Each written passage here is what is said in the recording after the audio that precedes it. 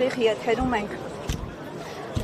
Պարոն Գասպարենց, ձեր բնորոշմամբ ինչ է տեղի ունենում, ինչպես կնկարագրեք այն գործողությունները, որոնք տեղի են ունեցել այսօր եւ թե դրանից առաջ։ Եկեղեցին մեր հայ առաքելական ոնց որ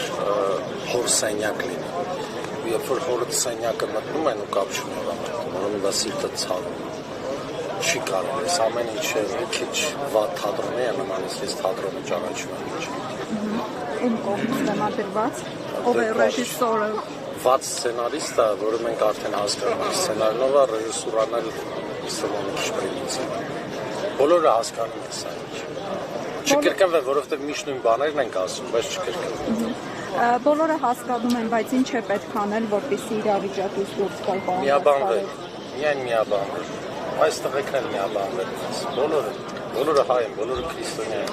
իրանց կնքել են, ամուսնացրել են, իրանց երեխեքին են կնքել, ենք բոլորս հայ ենք, ումից ում են պաշտպանում, այ դա ես չեմ հասկանում, հենց հասկանամ կասեմ։ Պարոն Գասպարենց, այդ միաբանվելը, համախմբումը, դուք ինչպես եք պատկերացնում։ Դե արդեն սուրբ տեղ ենք կպել, եկեղեցի, եթե Արցախից հետո մենք ոտքի չկանգնանք, կանգնեցինք, ցավալի է շատ, բայց դե հիմա էլ Հույս ունեք, որ հիմա իհարկե հայ արյունը ցավում է, պետք է բուժվի, անպայման, չեն կարող մենք չարնալ, շնորհակալ եմ։ Շնորհակալություն։